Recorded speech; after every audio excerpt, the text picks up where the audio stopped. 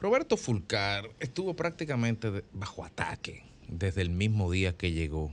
El mismo día que llegó a un cargo en que, aunque todo el mundo supuso de manera previa que fue una buena decisión porque tenía las competencias y la trayectoria en el sector, se rumoraba que no era el cargo tampoco que él quería. Se rumoraba que él quería otro cargo. Y desde el comienzo de su propia gestión, estando en un lugar donde no quería estar, supuestamente, estuvo bajo ataque de diferentes formas. Y lo que yo voy a hablar ahora brevemente no son consideraciones técnicas que traten de evaluar. Lo que voy a decir no está vinculado a evaluar sus competencias en el sector o su desempeño en el ministerio, porque los indicadores están ahí. Remitámonos a los indicadores y ya. Eso es suficiente. Yo quisiera verlo de la perspectiva política, sobre todo la perspectiva política porque estamos a medio término en un gobierno que, si bien es cierto, el presidente no ha decidido si optará o no por una reelección, a diferencia de otros periodos en otros gobiernos, en otras épocas, era traumático porque a veces no se podía optar ni siquiera por una reelección. Roberto Fulcar estuvo bajo ataque en medios, redes, hubo medios impresos que sistemáticamente golpearon, cuestionaron, y no estoy haciendo juicio de valor, sino simplemente estoy diciendo que tenían un foco, y es difícil usted trabajar con un foco mirándole a la cara, porque el brillo de la luz a veces desconcentra incluso. Sin embargo, la salida de Roberto Fulcar del Ministerio de Educación, desde fuera, lució un tanto atropellada. ¿Por qué?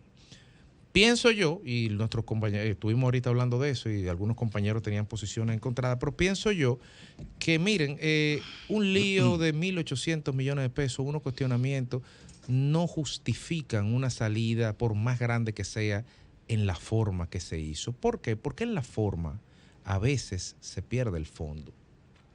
Y estamos hartos como sociedad de ver a anteriores presidentes que, contra viento y marea, aguantaron todos los embates de la prensa, de la sociedad civil organizada, de las redes sociales, todo, defendiendo atláteres o comilitones. O sea que a veces uno se pregunta, faltando menos de 10 días para el tradicional, aunque no es necesario de rigor, cambio de decretos y cambio de funcionarios, ¿por qué la premura? ¿Por qué la premura? Bueno, la pregunta realmente sería si hubo diálogo entre el presidente Abinader. Rumores previos ya hablaban de que él no iba a estar ahí, de que iba a estar en otros ministerios. Sin embargo, Fulcar, en este escenario de 2 años, ¿cómo queda? Estamos hablando de un ministro que de tener la cartera más grande ministerial, ahora por no tiene ni cartera. Es ministro sin cartera. ¿Y cuál ha sido la estrategia del exministro Fulcar o del ministro Fulcar en esto? Primero, una estrategia de fronteo.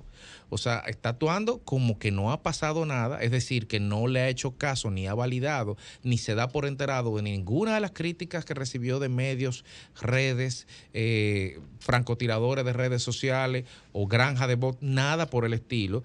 Está visibilizando su posición de cuestionamiento, incluso ese decreto de una manera muy sutil, porque no es, de hecho, en el día de hoy dijo que si el partido entiende que él tiene que ser el jefe de campaña, no dijo el candidato, él lo es porque él es un hombre que se debe al partido. Y en ese tenor fue a la Cámara de Cuentas, fue al PETCA, hoy dijo que iba a ir a la Dirección de Ética, no a esta hora, a las 4:50, no tengo conocimiento.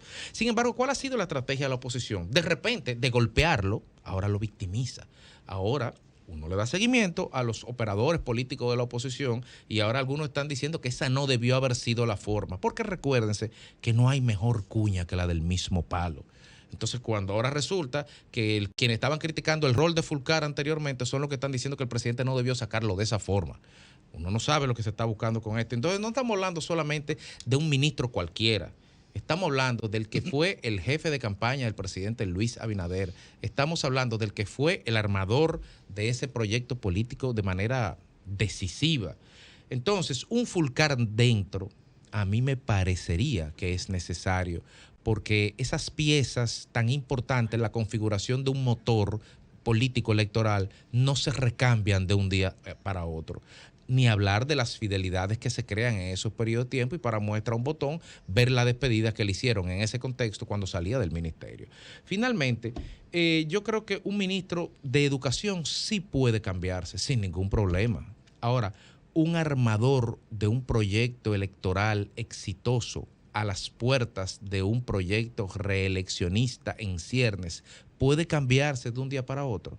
No lo sé, no lo sé. Ahora, un ministro que sale del Ministerio de Educación y se va a un ministerio sin cartera, llegando el 16 de agosto, la semana que viene, y vacante el puesto que desde el principio del gobierno él quería, que era el Ministerio de la Presidencia, ¿tendremos una nueva sorpresa? El presidente tiene que saber qué piezas jugar, pero sobre todo no dejar hilos sueltos en el camino, porque el traje, para que ajuste, debe de coserse bien. Síguenos en las redes sociales. Búscanos @Sol1065 FM. Lo mejor de nuestro contenido más cerca de ti. Sol 106.5. Una estación RCC Miria.